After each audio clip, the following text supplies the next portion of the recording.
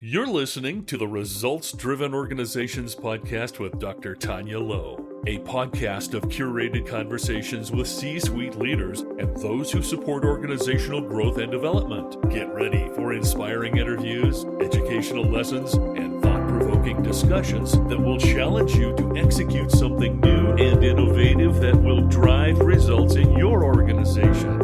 And now, here's Dr. Tanya Lowe. Hello, you're listening to episode 26 of the Results Driven Organizations podcast with Dr. Tanya Lowe. Using my results driven philosophy of strategy, leadership, teams, and customer experiences, I help organizations develop their best kept secret, their human capital. This podcast is designed to expand the conversation with C-suite leaders and those who support organizational growth and development and what it really takes to create, develop, and maintain results-driven and high-performing organizations. Our guest today is Shawanna Qaiwy, City Manager for the City of Clarkston, Georgia. Shawanna is no stranger to leadership. She brings extensive experience in zoning, code compliance, comprehensive planning, land use, transportation, strategic planning, a whole bunch of stuff, along with budgeting, economic development, and project management. She's a bad girl. Prior to joining the City of Clarkston, she was a senior planner in the Long Range Division with DeKalb County, Georgia, where she assisted and served as project manager of several implemented plans and studies, including the service delivery strategy and the county's first comprehensive transportation plan. She is an alumnus of my alma mater, Clark Atlanta University, and has earned master's degrees from Albany State University and Kennesaw State University. Currently as city manager for the City of Clarkston, she provides extensive municipal government, financial management, and planning and economic development experiences. Shawanna is a member of the American Planning Association, the International City and County Managers Association, and a proud member of Delta Sigma Theta Sorority Incorporated. Shawanna, welcome to RDO.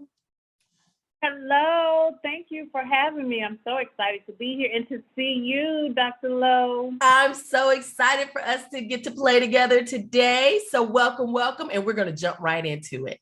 So Shawanna, we're from the same hometown. We attended the same college. Take our listeners back. We just wrapped up Women's History Month. Take our listeners back and kind of trace your steps to, where you started to where you are now.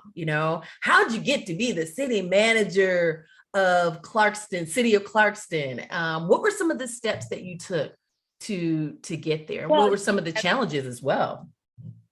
Well, to get to be the interim city manager, the city manager, it's an appointed position. So the steps it took me a lot of self-awareness, a lot of education, a lot of experiences, to make yourself a little bit, more marketing.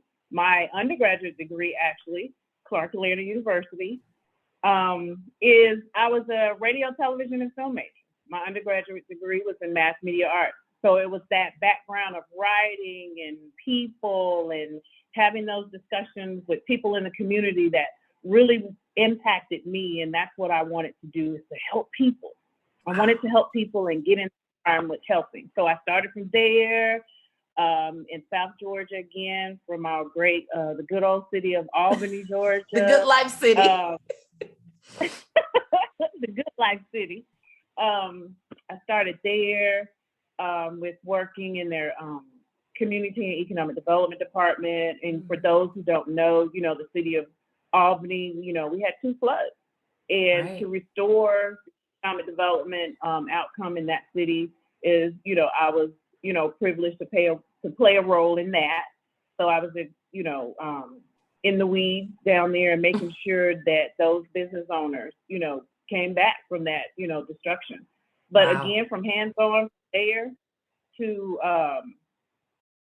working in Kennesaw, working in DeKalb County, working in DeKalb County where you get promotions, and to here to where I am today. It may sound easy. It took 2 minutes for me to say that path, but this is a lot of work. It was a lot of work, but it was a lot of passion in that work. So I am glad to be here today. Awesome. And we're glad to talk to you today. We're so glad to talk to you today. So, this podcast is about C-suite leaders. And I know you say interim, but by the time this airs, I'm sure it will be solidified. So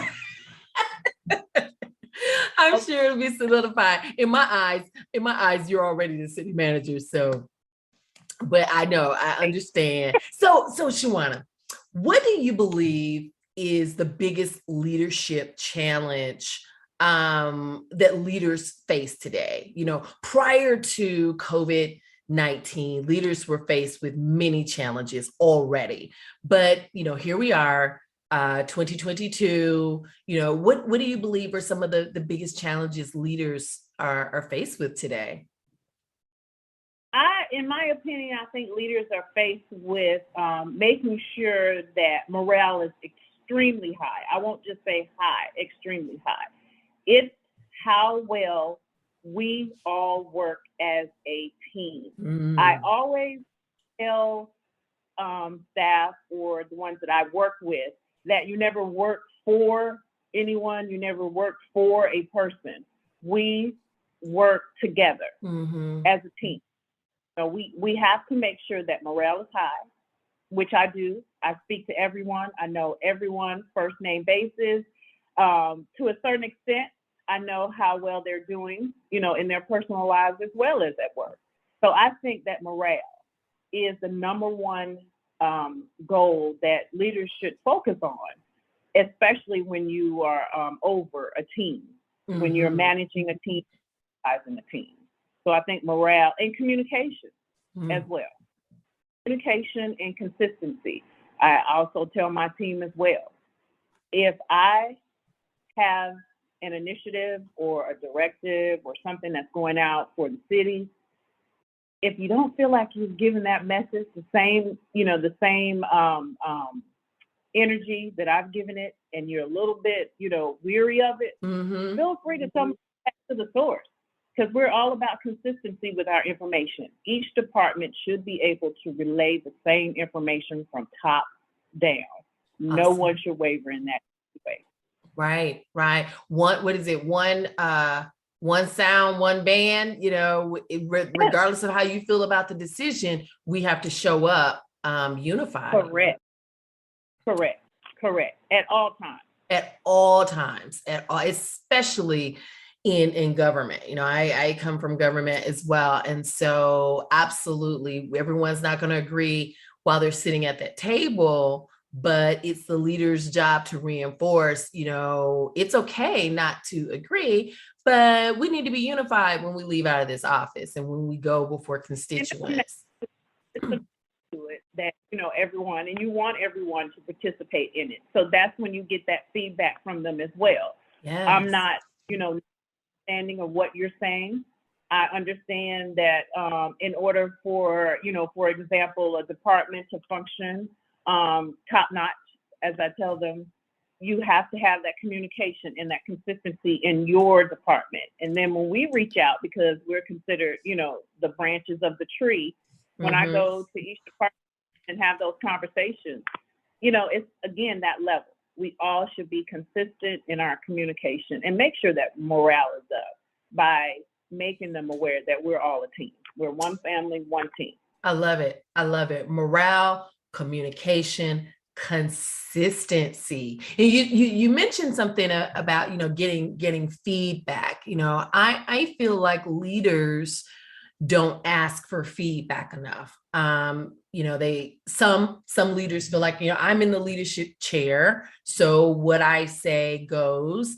And many times, if it's a new leader, they don't reach out to get feedback from the people who've been there before, the people who are in the department. What are your thoughts about, leaders asking for feedback. How are things going? How do you think I'm doing? Could I have done something different? Or does that make the leader appear weak? I don't think it makes the leader appear weak. Actually, as they would say, my first, probably within that first 6 months of, being in this seat, I actually had one-on-one with everyone, from my police department, from my public works department, and everyone. I sat in a chair with them and asked them how they were feeling. What are your future goals? Is this where you want to be in the next 5 years? What are your plans? And after those conversations, it seems that it's like a budding flower. Yeah. They all were very much appreciative that someone at that level of leadership actually took the time to come and sit down and ask them how they were doing, overall. Yeah. It was like, we have never had this done for us before. It's like, they almost call it like the presidential house. Oh, you can't get to the president. You can't get to, the city manager or anything like that. But they're very much receptive. And I can see morale bursting, opening up. They're more receptive to communication. They are very much pleasant. Hello, how's your day going? Madam City Manager, are you okay? I just came by. I just want to throw my hand up and say hello to you.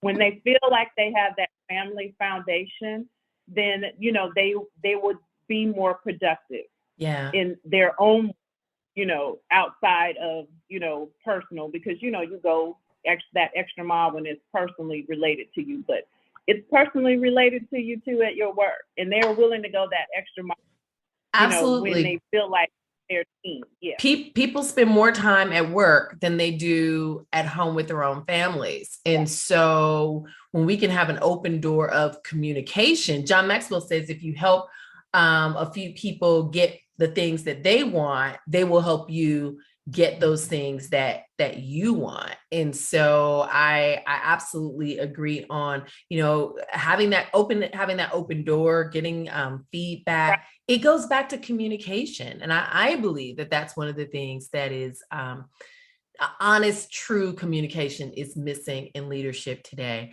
So I've got a spin on that question, on the first question. So we talked about what are some of the biggest leadership challenges leaders face today? What do you believe are some of the biggest leadership challenges women face today? Being a woman in government, in leadership, this isn't your first rodeo. What do you believe that the biggest challenges are for women today? Now, I'm sure that there were some challenges that you could identify from earlier. So however you want to tackle that question.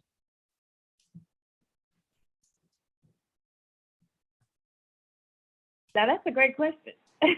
And I say that with a smile. I say that with a smile because especially in a position in leadership and also being a woman in leadership, you have to balance yourself in a way that does not make you appear to be the aggressor because you give tasks or directives or instructions or deadlines. It's almost like sometimes I think the biggest challenge is that for us to continue to be stern and have that confidence that in yourself that I know what I'm doing. I know this job, I understand people. And right now, today, this decision was made based on these concepts that is not to hurt anyone, but again, to move our organization forward. Not to, continue to be, labeled as that, the angry woman. When trying to be stern and in the leadership position as a city manager could be, or any other leadership or supervisory position.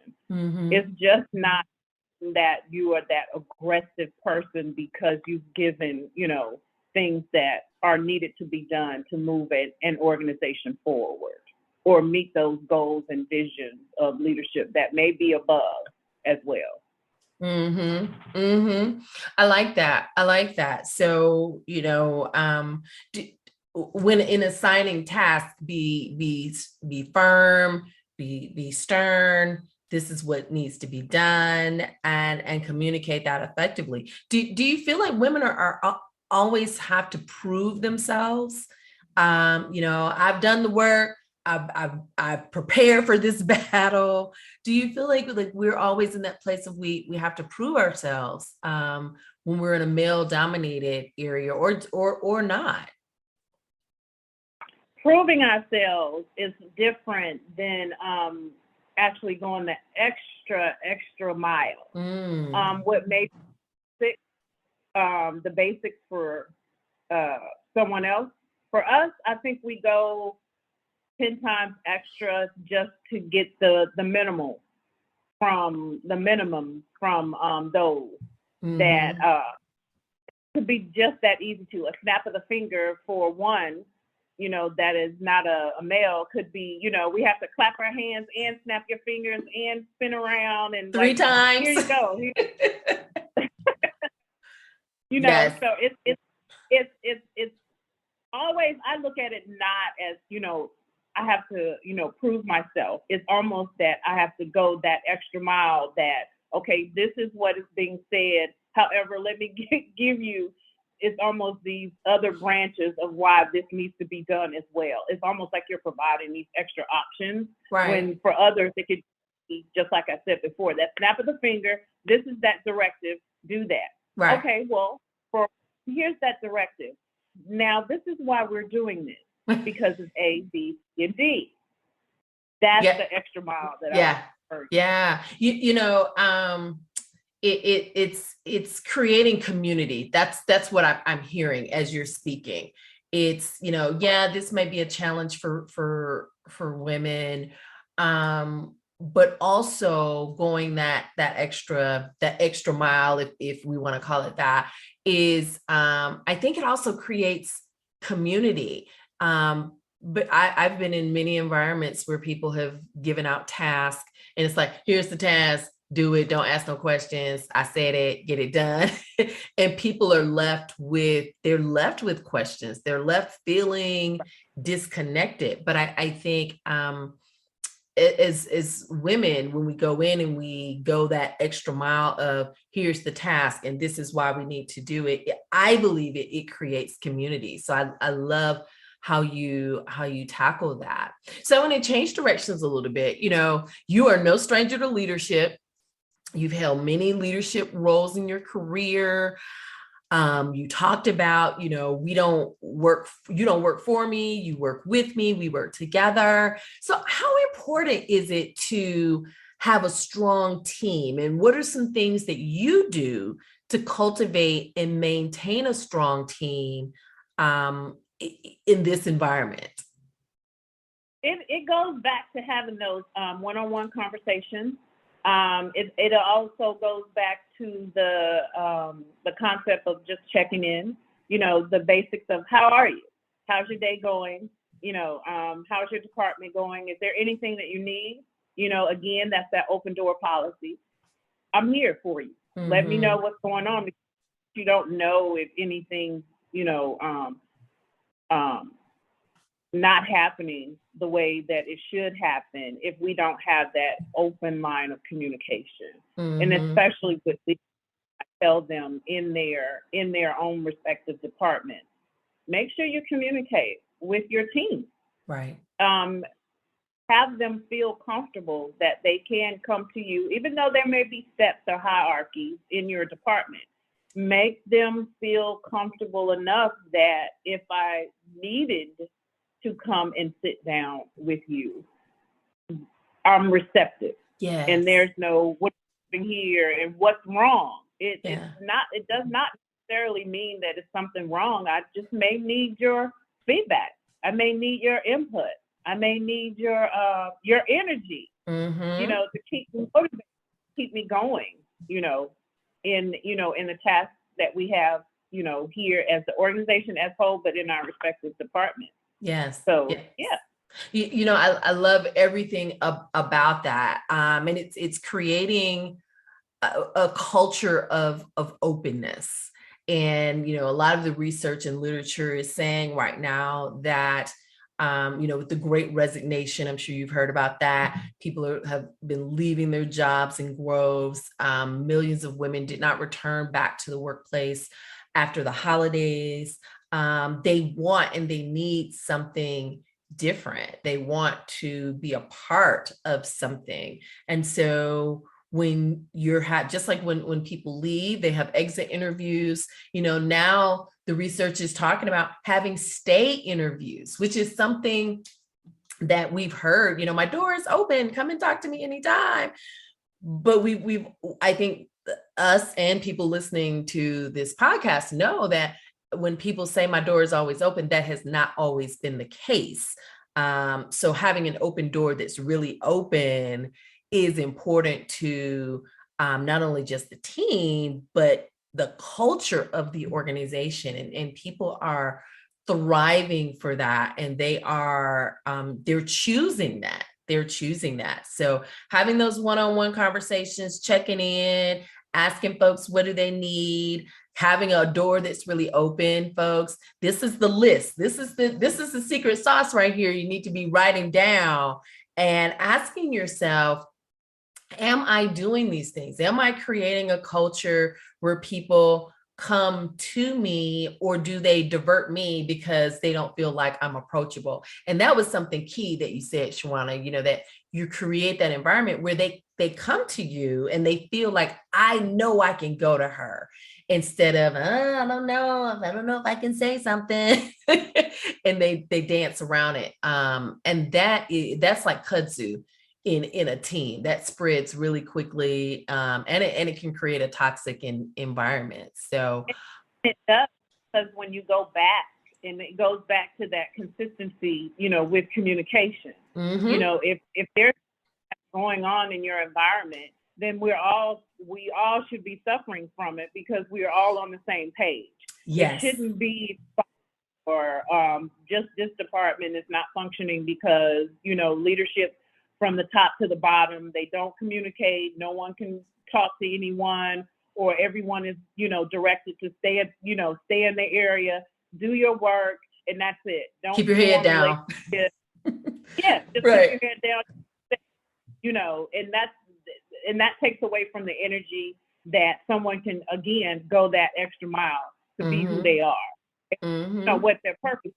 Always ask, even when we, touch bases on, like the exit interview and the staying interviews, the things that I've asked, the questions that I've asked when we've had new employees. What are your future goals? I'm already asking you, where do you want to go from today? Yeah. Is there anything we can do as an organization to foster that, to help you grow? We don't want you to always be at A. What's going to get you all the way down to B, so you can, have your best purpose, of what you're trying as far as your career is concerned. And, it helps too to, create that good balance in your personal life as well. Absolutely. Absolutely. I think it also sends the message that, and I call it the give a damn factor. Wow. I love working for somebody who gives a damn. You ask about my children, you ask about my health, you ask about my goals, and how can you're not afraid that I want to take your job. That's not a bad question, because if you're in a job that someone wants, you should be thinking about, what's my next job? Okay. I'm city manager now, but I might want to be mayor in 5 years. I might want to be president. So if someone says that, I don't think that's necessary. I never thought that was a bad thing, because, at some point my job's going to be available, and I want to make sure that you're prepared to step into it. I'm sure that was done. For you to be able to step into an interim role, someone had to possibly make opportunities available for you. And I think as leaders, we've got to start not being afraid to develop and nurture people on our teams. Our teams are unfortunately our best kept secret, and we need to develop them so that they can thrive. And when we have people in our organizations that thrive, our organizations thrive. They are results driven. They get the job done with a smile sometimes. Right. With a smile. And to go back on what you said, it was previous, the prior city manager actually in our organization, sat down with me and asked what my goals were that first 6 months to a year that I was working here as the Planning Economic Development Director. Wow. What are your goals? Yeah. What do you want to do? Where are your plans? And with that, it was trainings and leadership organizations or cohorts. It was their support it was his support that actually got me to here where I am today, because he believes in me. And that's what, again, I want to make sure that just from our laborer in the public works department all the way up to another department head, what can we do or what can I do to support you in your goals? Because I know things change, people change. We are growing wiser every day. I don't say older. We're getting wiser every day. Yes. So it's what you had, before, of what you want it to be or where you want to go. That can change because of a path or an opportunity. Yes. So I always want to be the person that is in that path to say, oh, well, they created that opportunity for me to do this, or, enhance myself, or get another degree, or talk to this person and join this organization. You just never know who you're entertaining that can help you, down the line in your future. I love that. Absolutely. I love that as well. So what are some things, we've talked about teams and how vital they are. What are some things that you've learned from your team members? What are some things that they've taught you? Because, when we're in an organization, I like to think that we co-create together. But what are some things that your teams have taught you? Just not necessarily, doesn't have to be limited to the position you're in now, but anything that you've learned from your teams or your team members. Oh, that's a great question, because I will do it and I will do it all. But my team and let me know that, a team is a team. Yeah. We're here to assist. Don't have to do it all for it to get done. We respect you. We honor you in that, in that manner. Just let us know what we can do to assist you. Yeah. You don't have to, weigh that burden of, I have to do this, I have to do this. It's not going to get done right. It's not going to, when you have that team, you won't have to worry about, there are no worries about whether it's going to get done and whether it's going to be done properly. And my team has shown me that we are here. What you need from us is to be those, those great leaders, that we feel within ourselves. And with your assistance, you're helping us cultivate, our skills and experiences. They're here to help you. Just let us know what you need. Yeah. So yeah. I think that is I see that a lot when I go into companies, that people are waiting on the bench saying, put me in the game, coach, put me in the game, coach. And the coach is like, no, I'm gonna run all the plays. I'm gonna do everything. I'm gonna do it myself. Right. And what happens is, you really, as a leader, you back yourself into a corner, because you're the person who says, I haven't been on vacation in 5 years. That's not something to be proud of. I can't go anywhere. That's not something to be proud of, because that means you've not prepared your team members well. And then if you don't feel like you have people that you can delegate, again, that points back to you as a leader.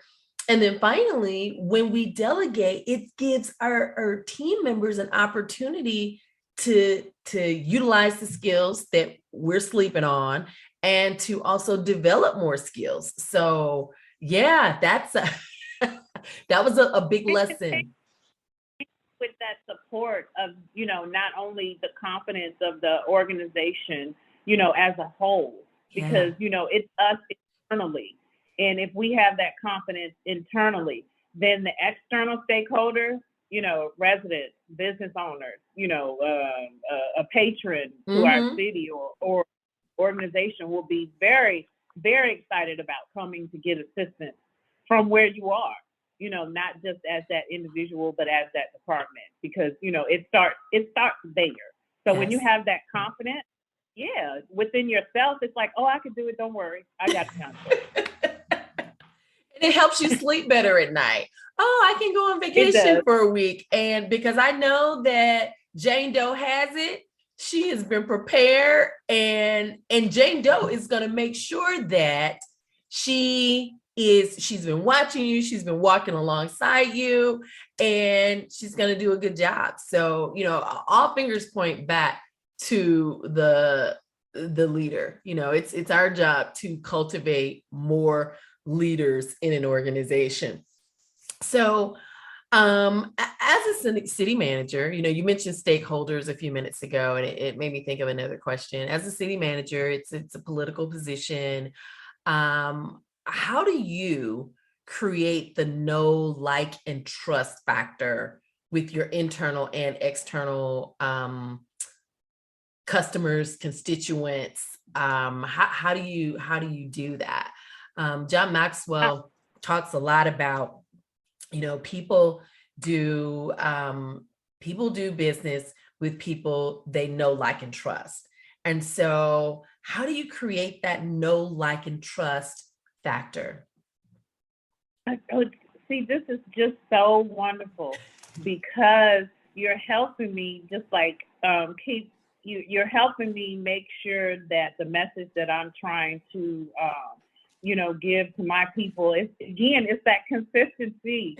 It's that consistency. It doesn't matter in what arena you are in. Consistency builds that trust in the politics. Politically, if you're consistent in the politics and what you're saying to your constituents, they're going to believe you. They're going to, trust you, honor you, and respect you in that sense. If you're in local government, if you're consistent in what you're giving to the community, allowing yourselves at times to be vulnerable when it's time. Oh, I'm sorry. That was an error. Just speak it and be consistent and true within yourself. Then those different levels of communication again and the consistency, it's an automatic. It's an automatic. It's when they create the scenarios on their own where the information falters. So if you're able to that information yourself, this is what I said. Look at what I'm doing. This is how I did that. And they will see that consistency. It's almost like your mama used to say, do as I say. It's being true to your word. Consistency builds trust and vulnerability. Like, we could probably do another whole episode on the vulnerable leader and what that means to show vulnerability when it comes to creating the know, like, and trust factor, that people see you as a real person and that they can connect to. I read an article that said during the pandemic, everybody's in their little square, and people come to work, they leave, they go home, but you got a glimpse into people's lives, and that some leaders and managers were seeing people for the first time as people. Oh, I didn't know you had a child with disabilities. Oh, I didn't know you were taking care of an aging parent. They got to see people as people. Know how to wash dishes or wash clothes. Yes, the basics, right? And a real person. And I think that is so key. If I can see you, everyone wants to be seen and heard. If I can see you, if I can hear you, if I can help you, if I can be vulnerable with you, and I'm being consistent, That's the recipe for know, like, and trust. So guys, I hope you caught that. If not, go back and rewind and listen to that. We just gave you the recipe for creating the know, like, and trust factor in your organization and with your teams. And watch yourself, watch things changing in your organization. Would you agree, Shawanna? I agree. And you will blossom. You will get more invites.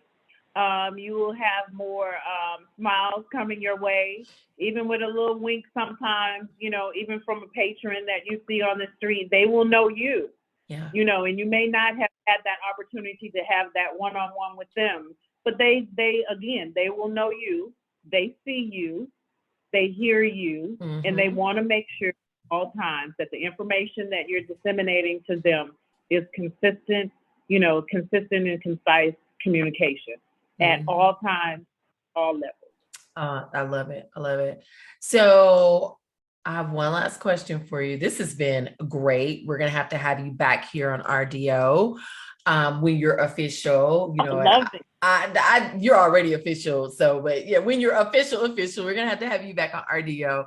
So Shawanna, I say that leaders are readers. And so we ask all of our guests, what are you reading that we should be reading so that our listeners can tap into that? Well, actually, because I'm in Leadership DeKalb, the class of 2022, we always have that mantra afterwards, it's the best class ever. But they gifted us something in the beginning, the Pocket Universal Principles of Design. And it's like essential tools, for those game changers, inventors, and et cetera, that just gives you principles that you could just, basic principles just to use in your everyday life. So it's just a little simple, it's the Pocket Universal Principles of Design. Awesome. Who's the author? It is William Lidwell. It's a Christina Holden, Jill Butler. Okay. So we'll make sure that we put that in our show notes so people can grab that, and they can also have a Pocket Universal Principles of Design book in their pocket, because we like for our listeners to not only tap into the nuggets that are provided on the podcast, but to go ahead and expand your knowledge base through reading. My mother was a teacher, and she would always say, secrets are hidden in books. And I believe that to be true. So, I'm an educator as well. It's like, get that book and read it. Get that book and read it. We've been chatting with Shawanna Qaiwy, City Manager for the City of Clarkston. I hope you enjoyed this episode. Visit the show notes to see how to connect with Shawanna. Grab a copy of Results Driven Organizations, the 4 Keys to a High Performance Workplace, and our special gift to you for being a valued listener. Until next time.